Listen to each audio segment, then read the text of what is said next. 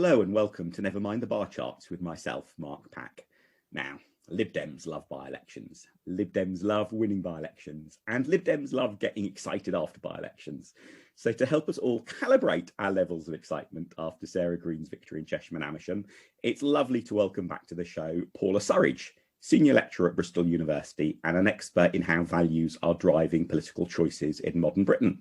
Hello again, Paula. Hi, Mark. It's great to be with you again. So how overexcited should I be? How big a deal is the result of the Chesham and Amersham by-election, do you reckon? I think you can afford to be excited for a little while at least. That's kind of you. But I think there are kind of two ways of looking at it that might one of which might temper the excitement and one of which might lead you to direct the excitement elsewhere, perhaps, in the next time there's an election. So the first is the kind of warning you have to give that a government with a large majority in a by-election, voters feel like it's a bit of a free hit. You know, they can afford to give the government a bloody nose, risk-free. They're not going to lose their majority. There's no close votes coming up. So I think that's the context in which you have to start from. But the scale of the victory, I think, and the fact that it happened in this particular type of constituency gives perhaps a bit more cause for excitement. So one of the things I think we need to look at with by-elections is not just who wins, but also whether or not it reveals any underlying trends that are moving us. Some of the by-elections that we've seen in Parliament since 2010 have done that. They've not necessarily shown that particular seat has turned one way or the other, but it reveals those kind of underlying trends that are happening. And I think in that sense, Chesham and Amersham gives us a clue that maybe some of those Conservative Remain voters that proved quite sticky in 2019 might be a bit easier to move across in a new political context.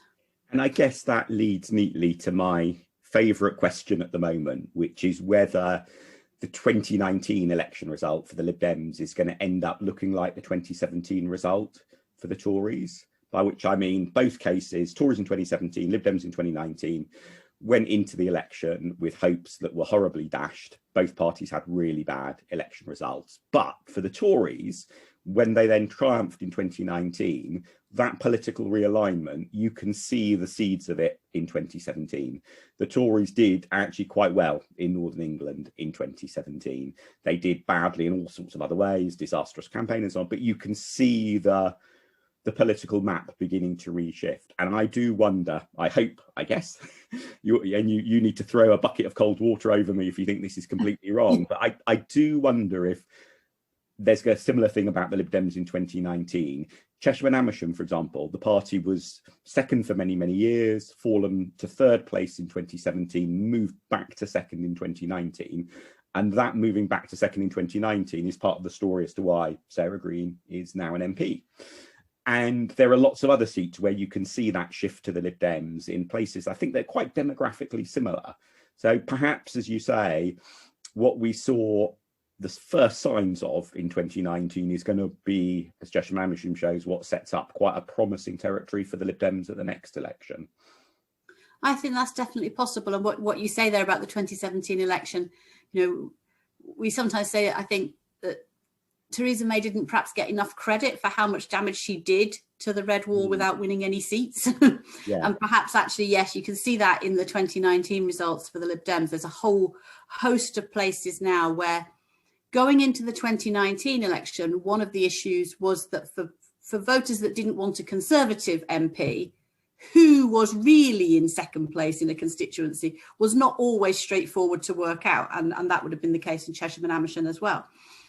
So going into the 2023, 2024 election, the Lib Dems have got a lot more places where they can very clearly say they are the party in second place. They are the main challengers to the Conservatives. And that's because of the improvement in results in these places in 2019. And so how typical do you think Chesham and Amersham is of other bits of the country? Certainly one thing that both myself and quite a few others actually sort of noticed when campaigning fairly early on in the by-election, was it just felt like places that we've done really well in other bits of the country. And there is this, the constituency understandably has a reputation for being very affluent, and there are definitely houses there that have, you know, cars outside with which you could buy another house, you know, so some real areas of affluence.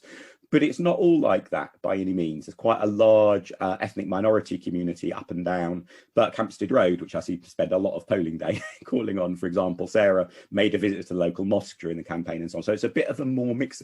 And it did have a feel in many parts of sort of like quite familiar Lib Dem territory that is present in many other bits of the country. But that's a very impressionistic feel. When you've been looking more at the data, is what's your impression of how much we can really read other bits of the country into Chesham and Amersham? So I find now that it's useful to think about different sort of clusters of seats.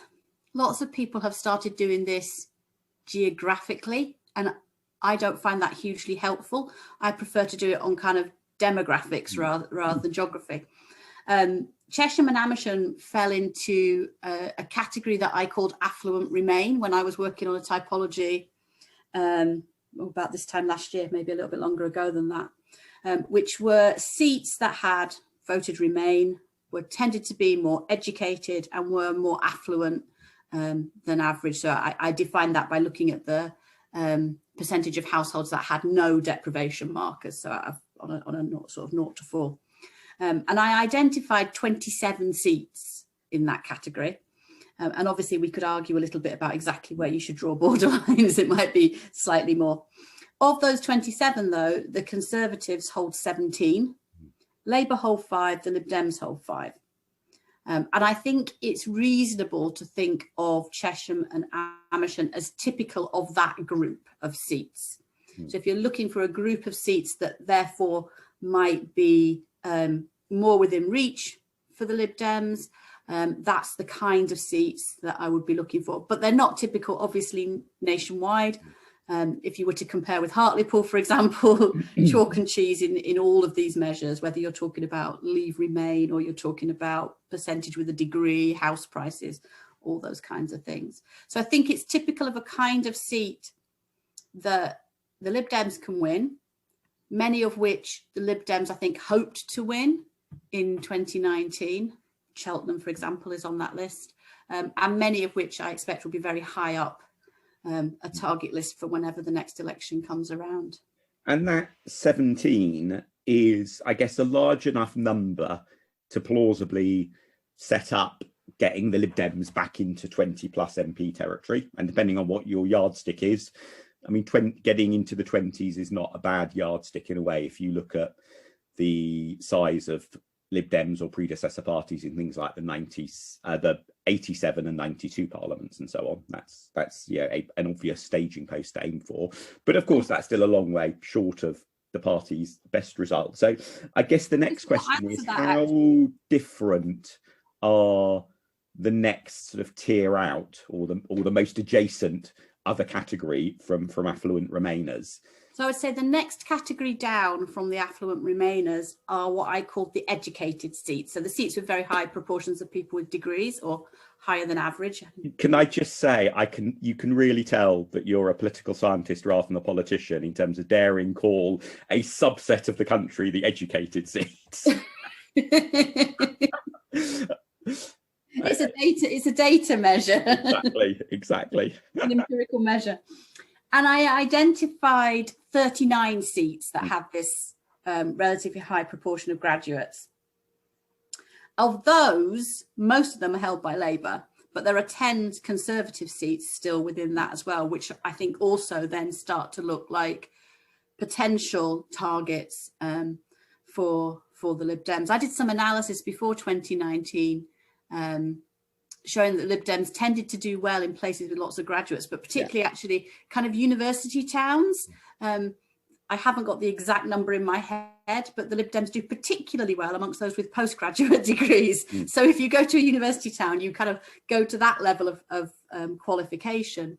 you start to see places where the Lib Dems can do particularly well. Yeah, I can't remember if it was your work or someone else's that I remember reading a few years back, which pointed out that although the Lib Dems tended to do quite well in university towns, one shouldn't from that assume that it's the student vote that is particularly propelling it. It's the wider sort of university ecosystem, as it were. So people are working at the university or people who have graduated but have decided to stay in that place and so on. But I guess there's a point that Stephen Bush, I think it is, made on Twitter earlier today as we're recording, where he said that Keir Starmer gives the impression that somehow it is more worthy and more important for Labour to win in somewhere like Hartlepool than somewhere like Worthing. And the part of the problem for the Labour Party is they seem to place too little value in some of the areas where actually they have had decent election results, for example, this May. And I think there's a version of that that very much is a question for the Lib Dems, for my party as well, which is the dangers of just picturing yourself as a party for affluent people, homeowners with 2 cars outside and 3 degrees between the household. That's a very distinctive niche who definitely should be represented in politics, but is probably not the niche that is most in need of or suffers most from poor public services and the like. And so I think there's a dilemma for the Lib Dems about how do you avoid being pigeonholed as just particularly given that we're a party that wants to change things, how do we avoid being pigeonholed as just a comfortable party for people who are quite happy with generally how things are at the moment, Brexit aside. But the educated seats, obviously, and Affluent Remain seats are 2 potential bits of that coalition, and Lib Dems can obviously look to add in other bits as well that helps deal with that, not just for the well-off, generally happy with state of things people. Are there any other groups that you would particularly pull out as if the Lib Dems therefore are looking for a slightly broader appeal that in that set of categories would be relevant?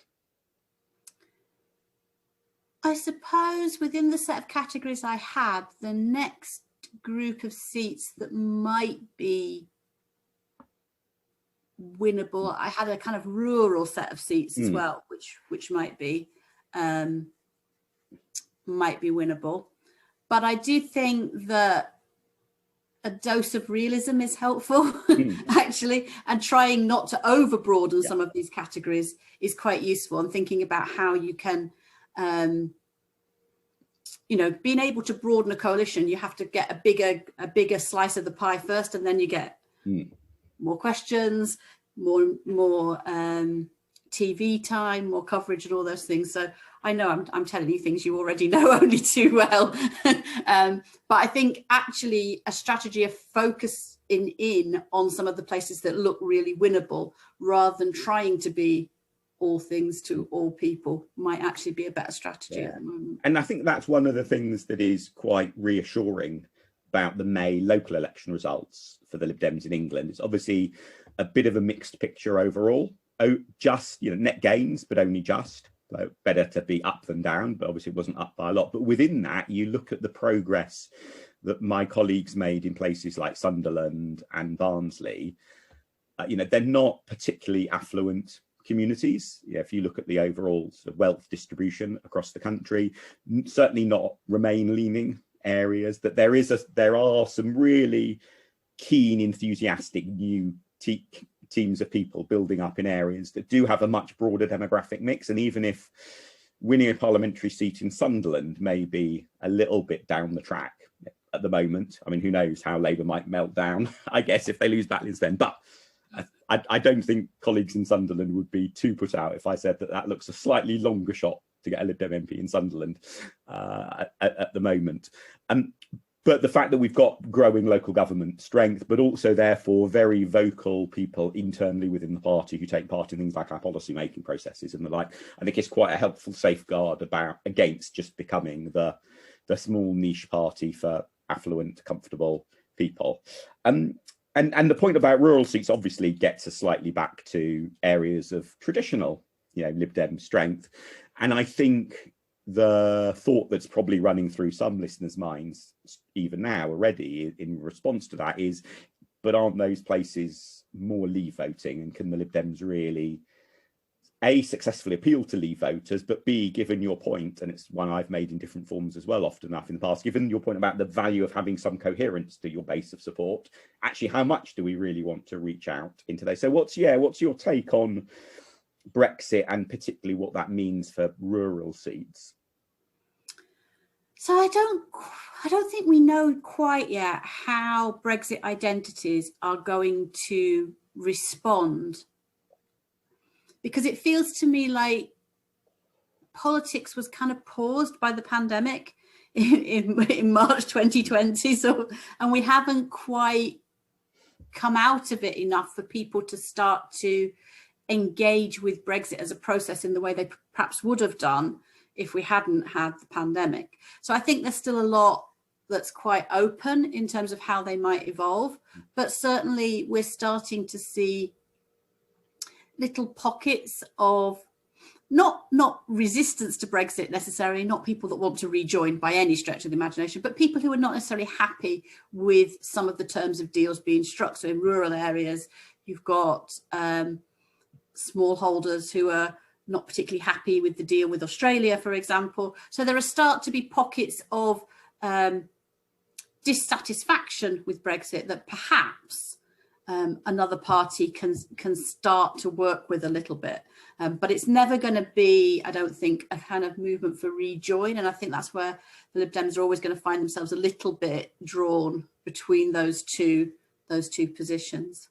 And certainly Alistair Carmichael, the Lib Dem MP in Orkney and Shetland, has, for example, been very vocal about what it means for the fishing industry in particular in his constituency, the terms of agreements that are being reached. It's notable that in Chesham and Amersham, the Rejoin the EU party, who basically want to undo Brexit as soon as possible, they got 101 votes, so just into treble figures, but a very, very low share of the vote. When you take into account the Lib Dem majority was 8,000 odd to get 101 votes. But and I'm not quite sure fully what to make of the responses I got from voters on the doorstep, because I can't recall anyone directly mentioning being unhappy with Brexit as a reason for voting Lib Dem. But there did seem to be a sense of Remainers who, although they didn't want a party campaigning for rejoin tomorrow, still there's still a significant political fallout that they feel like the Tory party isn't really for the likes of them and their communities anymore. And therefore that sets them up to be willing to be unhappy about other things. And therefore, although it's not primarily regret over Brexit that's driving their vote, it is that which is setting up the possibility. There was also a small number of people, and this may just be the anecdote that's the equivalent of the tiny crosstabs that you get in polls, which you shouldn't really read anything to. But I wasn't the only person who came across somebody who said, well, now that Brexit's over and done with, I can maybe think about voting for you once again. I mean, there's no real sign of that in the national polls, so one should be very cautious about reading too much into that trend. But it does feel like the Brexit identities are really going to persist, even if whether or not we should rejoin tomorrow isn't yet on the political agenda again. Yeah, so I think they've given people labels for a broader set of values that aren't specifically about Brexit. But it's interesting that you should say that kind of Brexit dissatisfaction sort of then reveals a broader set of dissatisfaction, because I think that might also be a mirror of what happened to Labour in the north of England, that kind of falling out, if you like, on that kind of Brexit divide then unleashes all sorts of other unhappiness for those voters.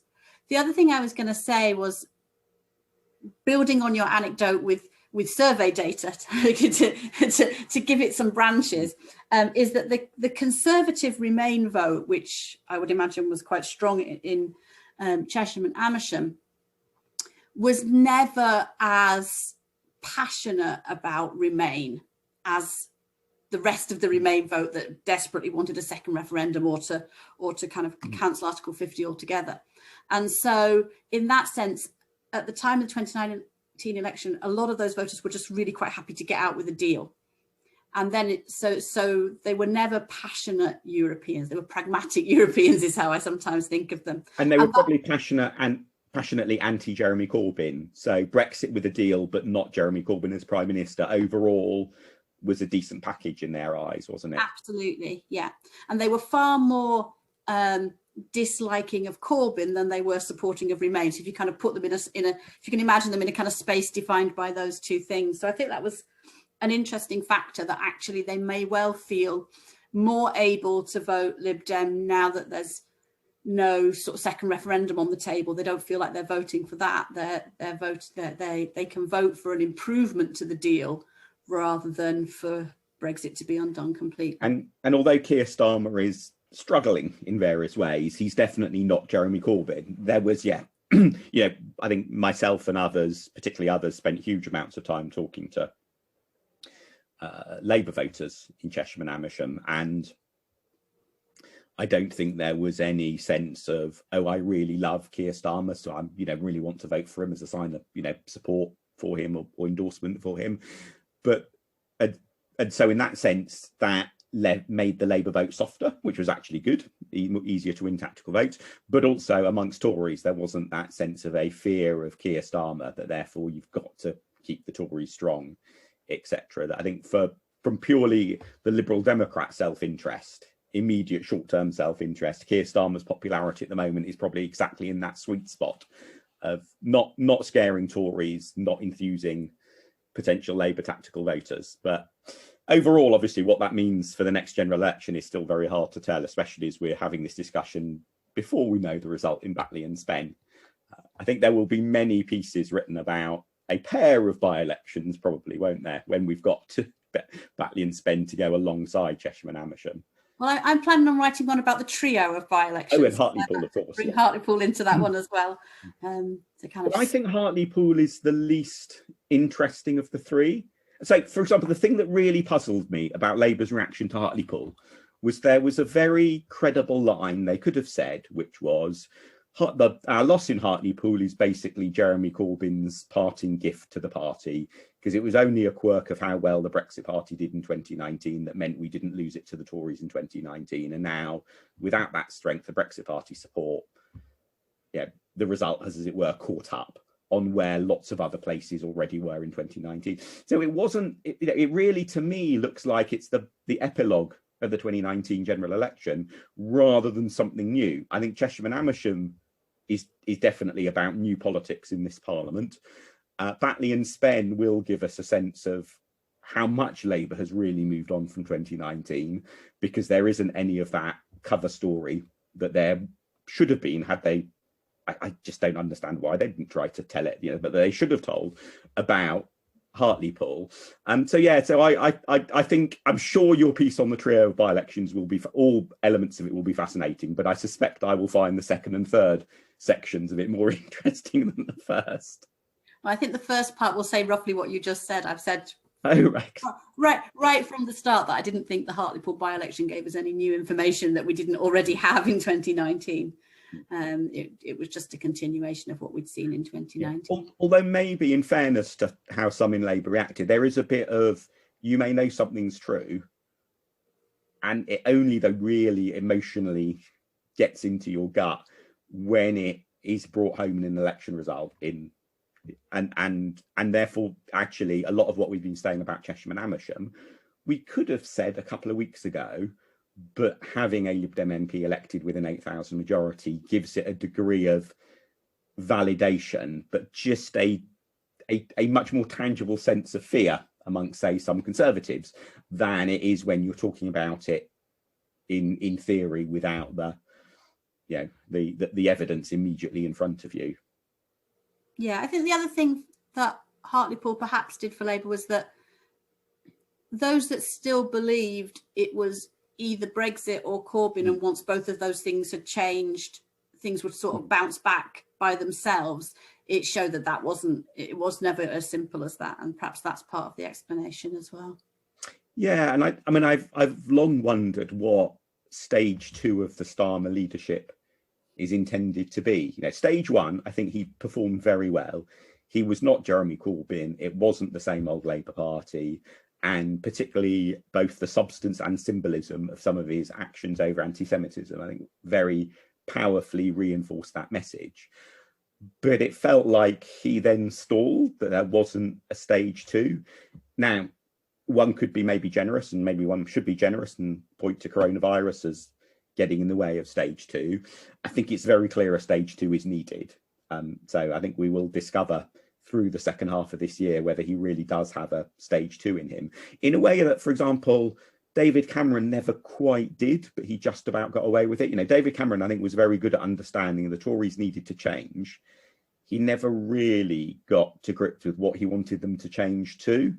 And that step one was just enough to get him through 2010 because of how unpopular the government was. But Keir Starmer, faced with a much more popular government, I don't think stage one is going to turn out to be enough on its own.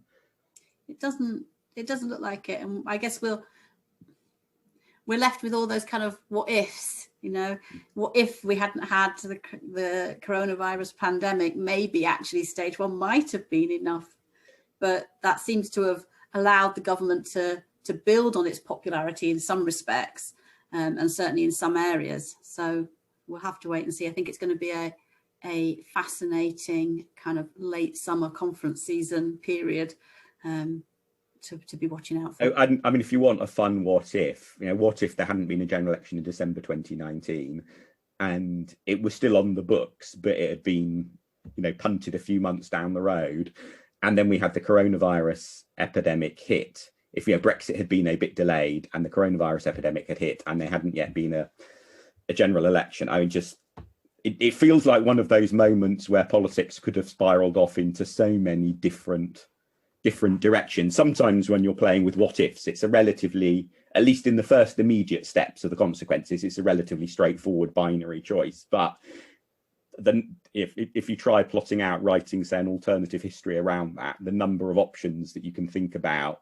magnify, you know, hugely, very, very quickly. So that's I should maybe get Duncan Brack, who's a sort of in-house Lib Dem historian, as it were, on the show later in the year, perhaps, to talk about what if we had coronavirus before the general election, and the general election had therefore most likely, I guess, been, you know, there wouldn't have been one for quite a long period of time then. And you'd have been trying to get through lockdown measures through that House of Commons, which would have been interesting. Yeah.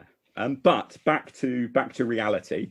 Back to the real history, right? A lot of the media coverage of the result, and particularly the Conservative candidate's just rather sour piece in the Telegraph, focuses on particular policies. But I think what we've touched on in this conversation so far hints that really it was a much more general sense of dissatisfaction with the government, and almost one of values rather than a specific policy. Even things like the Eastbourne Lib Dem by-election victory, you know, in 1990, which helped rescue the party from the depths of merger.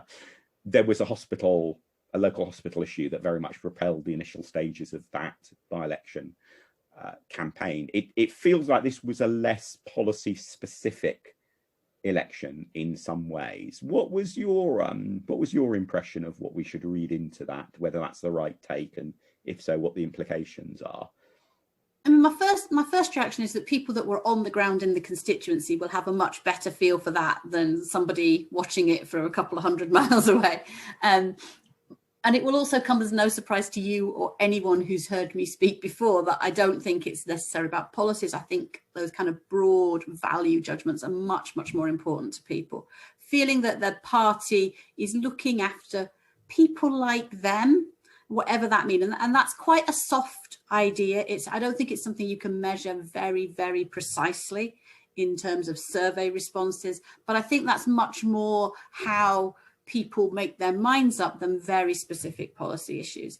Although I'd be very willing to listen to somebody on the ground who could say, you know, actually the policy issue kicks off that feeling, and it is what starts it off, makes people feel like they're being taken for granted or whatever. But my general take is this is much more about those kind of broad senses of belonging to particular groups, and whether or not parties are for those groups or not, than particular policy issues. And how fundamental then do you think is that breakdown of voters in Chesham and Amersham, so many of them no longer feeling the Tories are are their sort of people in that sense anymore, because in one sense that sort of breakdown of affinity can be very profound and long lasting. But as you rightly said at the beginning, this was a remarkable by-election, but still it was a by-election. It was only one by-election. So maybe the better way of phrasing this is, how easy do you think, or difficult will it be for the Tories to try to undo that damage and stitch back together again the sort of coalition of support that used to make Chesham and Amersham a reliably Conservative seat with large majority time after time? I think it is something broader that will be more difficult to fix, notwithstanding the fact that, you know, lots of voters didn't vote, and some of those might just be stay-at-home Tories who turn out in a general election. But I think if we look at that group, because I think what Chesham tells us most of all is about how Conservative Remainers are changing. And if we look at that group back in 2019, for large parts of 2019, they were a group of voters who were quite undecided about how they would vote. And then they kind of fell back in behind the Conservatives during the 2019 campaign almost. So I think if that link is loosening, and I think it has already loosened to a certain extent, but if they're now willing to consider voting for another party, that does become a much bigger headache for the Conservatives. And it's almost making the headache for the Conservatives the same as it is for Labour, that actually they've got groups of voters that want different things, and it's almost impossible to satisfy all of them at the same time. Yeah, and that's perhaps the opportunity for the Lib Dems in the blue wall, which is now a sort of cliche of choice, in that both Labour and the Tories have been so heavily focused on the red wall. And there's a question, isn't there, about the extent to which their pitches to the red wall are ones that actually put voters off in the blue wall. Certainly, I think one of the elements in Chesham and Amersham was a sense of the Tories are just not interested in round here anymore. And in that sense, hearing Boris Johnson talking so often about Northern England helped create and reinforce that. And that's, I think, the respect in which something like HS2, for example, played out in the by-election, that it wasn't that voters wanted to vote for somebody who would be keenest on trying to scrap HS2 tomorrow, because if they had, they would have flocked to the Greens, and actually the Green vote fell, the Greens lost their deposit. But there was a bit of a sense of, do the Tories really care about areas around here anymore? And in that context, hearing Boris Johnson talking about levelling up, talking about Northern England, just reinforces it. So do you think it's possible for the Tories to repair that damage whilst also hanging on to their red wall gains? Because that's obviously the hope for the Lib Dems, is that Labour and the Tories are busy off fighting another political battle, and that leaves quite a big space for the Lib Dems to gain seats at the next Westminster election. I think that it's a really interesting question, and I want to just go back to me. I still think politics is a little bit in pause, so I'm not quite sure how some of these things are going to play out. As we come out of the pandemic, it's likely that economic policy will be a bit more front and centre than perhaps it's been previously, which gives the Conservatives a bit of a problem in terms of keeping on side those new Conservative voters in the north with the Conservative voters in Amersham. So depending on what kind of become the big political debates and issues, and I think, talking about what's the Starmer project part 2, part of that ought to be thinking about what they want those big political issues to be. What are the points to fight on? But if it becomes more economic, it makes it very difficult for the Conservatives. And it's going back to that point you made before, having realised that you're out of line with your party on one set of values makes you question whether or not you're in line with them on another as well. So although the Lib Dems are picking up those Conservatives primarily because they're a bit more socially liberal, there's then that other tension within the economic dimension as well. And there's that big unknown of what the future issues will be. I mean, I remember Charles Kennedy made this point very powerfully about the 2001 general election, it must have been, where he said, the issues that dominated the general election campaign were basically a world away from the issues that then dominated the 2001 to 2005 Parliament. And that wasn't because any of the parties or the media were being dishonest or trying to dodge something. It was just, you do get big issues that come along, like coronavirus, which massively change the terms of political debate and make the issues that everyone's worrying about, different from what otherwise people are expecting. And so I think predicting, I guess, even the next couple of years is quite difficult, because it may be that the Tories are lucky. There may be an issue that becomes dominant that is one that's quite amenable for red wall and blue wall joint appeal, or it might be that it's an issue that is actually really at the heart of the differences. And obviously I'm simplifying hugely, because there are lots of small L liberal people in the red wall and so on, but as a broad brush approach. And one thing that strikes me in that respect, for example, is that even though we're making very rapid, thankful progress with vaccinations in the UK, if you look globally, especially once you get outside sort of industrialized countries, progress is so massively patchy, and progress is probably even too strong a word, sadly, to use it in the case of some countries. And so I can imagine it may be that a lot of politics of next year is dominated by, to what extent should Britain be a global good neighbour in terms of helping other countries or not? And that really gets to an instinctive gut sense of value about your attitude towards foreigners.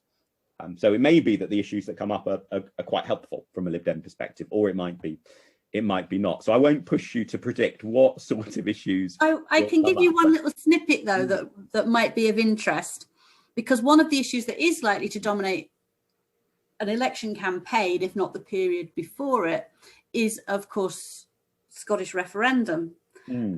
And it turns out from the data that the Conservative Remainers are the least in favour of a second referendum and the least in favour of Scottish independence, of the kind of different sets and permutations that you could bring up. So in that sense, there's a group there that don't want to see a second referendum at all. That is interesting for how that might play out depending on where Conservative policy goes. Indeed, and that's one of the things that may significantly remake English politics by the next Westminster election, is if Scotland has voted, has had a referendum actually one way or the other, whatever the outcome. That will obviously have a massive impact on Scottish politics, but the knock-on impact on English and Welsh politics could be quite significant. You can see how, if Scotland were to vote for independence, the huge boost that might give independence movements in Wales. On the other hand, if Scotland were to vote against independence, what that means in terms of the likely maths of future House of Commons is again pretty significant, because as we've seen with the last referendum, losing a referendum is not necessarily politically bad news for the SNP in terms of winning seats at future elections, is it? Although they can't really win very many more, so. But it does make a one-party Labour majority look very implausible, doesn't it? It does. Yeah. So if you were advising Ed Davey, based on everything that we've talked about, what would you advise him to do or not do based on the by-election result? I would advise him to email me for my list of Affluent Remain seats, I think.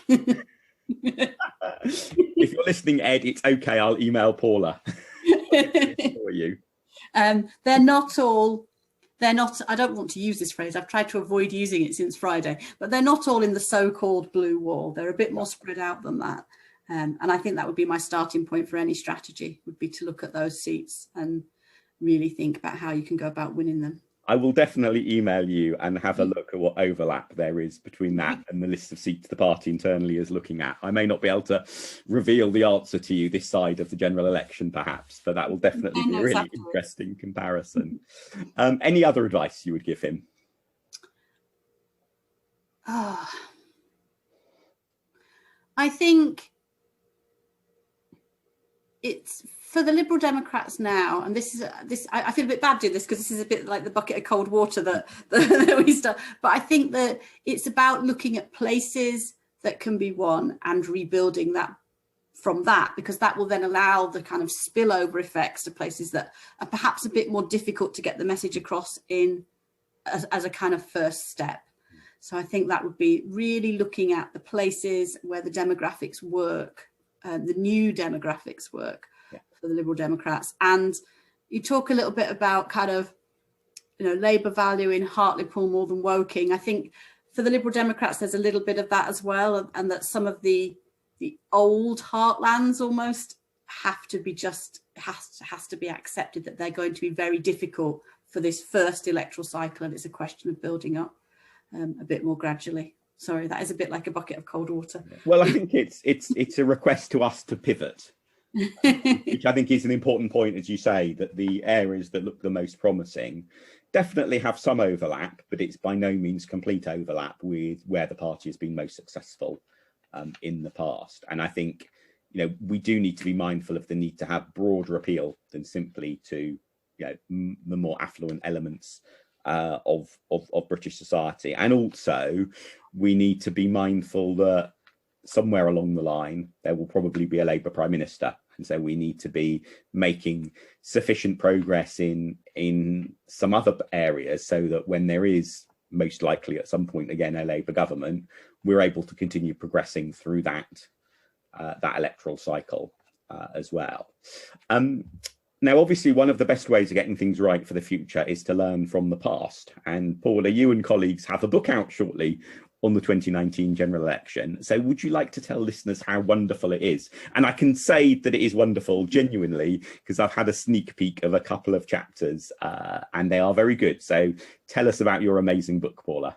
Well, I'm sure listeners will already be well aware of the series of books that it's part of. So the Nuffield series of election studies, reviews, and a new team took that over for the 2019 election, which I feel incredibly lucky to be part of. So with Professors Rob Ford, Tim Bale and Will Jennings, who we've been variously doing bits of different parts of the book and bringing it together. It includes all the things you'll be used to from that series of books. So detailed insights from all the parties, bit of a learning curve for me doing interviews with kind of politicians, MPs, party staff and so on. I've been obviously through my career much more focused on survey data. So that was a steep learning curve and one that I had to do mostly by Zoom, which I'm not sure if that made it steeper or shallower. I think that's a methodological question for another day. And we've added some new features. Learning curves are good. I have a bit of a bee in my bonnet about the phrase steep learning curve, because that means you learn a lot very quickly, doesn't it? Yes, you do. And I certainly did learn a lot very, very quickly through the summer months last year. We've added a couple of new features. Most notably, there is now an analysis of the survey data, of the election study data within the book as well. So something for everyone, but perhaps a little bit more than previously for the real nerds. Yeah, and I think that use of some of the British election survey data is really timely in a way, because to wrap up, it brings us back to the Chesham and Amersham result, that there were a lot of journalists who were relying on what are normally for them senior and reliable sources in political parties about what do you think is happening in this by-election, and who just got the story completely wrong until very late in the day, because fundamentally the sort of source who is a good source for a Whitehall policy story isn't necessarily a source who actually has any access to data about what is really happening with voters in a by-election. And I think, writ large, there's definitely a degree to which political commentary, I was going to say in Britain, but probably globally, doesn't make as much use of data to really be rooted in what voters think as it should. So excellent news that your book is doing that. And that's out later this year, is that right? Early October. Early October. So I will have a look to see if it's available to pre-order. And if it is, I will put some links in the show notes to that. And also to Paula, your account on Twitter, which is often full of really interesting information. So people can find Paula on Twitter at P_Surridge, myself at Mark Pack, and this podcast at Bar Chart Podcast. Thank you so much for joining the show, Paula. And listeners, do look out in the show notes for follow-up links to what we've discussed. I'm also talking a bit more about the lessons from the result of Chesham and Amersham in this month's Lib Dem Newswire newsletter. So I will include a link to that in the show notes as well. So thank you very much to everyone for listening.